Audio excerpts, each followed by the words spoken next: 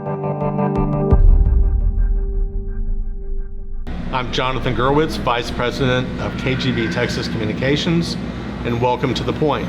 This episode, we're visiting with Dan Menelly, the CEO of the DoSeum. Welcome, Dan. Thank you. Welcome to the DoSeum. The Children's Museum reopened as the DoSeum in 2015. That's right. Talk about why museums and why these opportunities for learning are so important to San Antonio.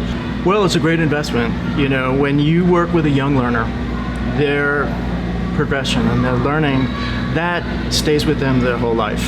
So we find that if we work with young children and we keep them confident and curious, as they go on in their learning and things become more abstract and more complex, we really want them to hang on to their passion, their curiosity, and to stay confident. Right now, so much in the classroom is so prescriptive. We feel it's really important for museums and other nonprofits to partner with schools to open up the instruction, to give kids more agency and more voice. But it's just such an exciting time in learning, and we find that the combination of formal and informal learning together is very powerful. So let's talk about that. Here at the DoSeum, you have opportunities for children to learn about science, about math, about art, about literacy. How do you partner with our schools and with the nonprofits to enhance those opportunities? Well, I think San Antonio is a great city to run a museum in because it is so fully collaborative.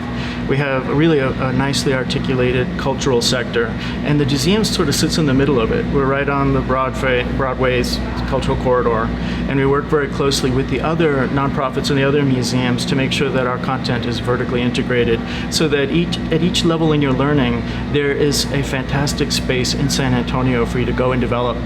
With us and the young learners, this campus here, it features about 250 interactive exhibits, and each one of them is focused on a learning progression towards something: literacy, numeracy, design thinking, and we're fortunate. And so what happened was Pedro Martinez, school superintendent, came to the DoSeum before my time and built the relationship whereby we train teachers.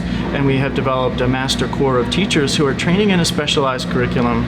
It's really one of the first models that teaches engineering for primary science students, for young learners, getting them to think about how systems work, how can you design an experiment of your own, how can you test it, go back and revisit it. These are really global competencies for learning, and we really feel it's important for teachers, as we know more about learning, we have to act on that knowledge. And so we're really excited that school districts like SAISD are partnering with museums and other nonprofits to start looking meaningfully at how can we support the learning.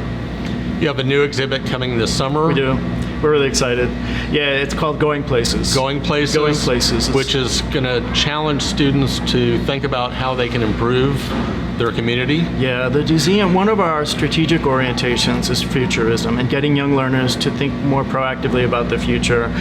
What will things be like, systems and structures, and what will their role be in this future? When we had our last summer, we had a wonderful exhibit called Dream Tomorrow Today, where we had young learners envisioning future versions of transportation and housing. So this summer we have Going Places, which is really about the foundational science behind transportation and some of the big ideas, these foundational concepts, and it's pretty exciting because it's a bigger exhibit than we typically have in a traveling exhibit. There'll be a blimp tank of remotely actuated blimps, and nice. The kids will pilot them in a giant cage, and then there'll be a hovercraft, and the kids will, it's fun. They're going to float around on a layer of air, but when they come to 4th or 5th grade and learn about friction and resistance, we're hoping that the experience of having floated around on a hovercraft at the DoSeum is going to be their frame of reference. And looking at the future and giving children this kind of experiential learning,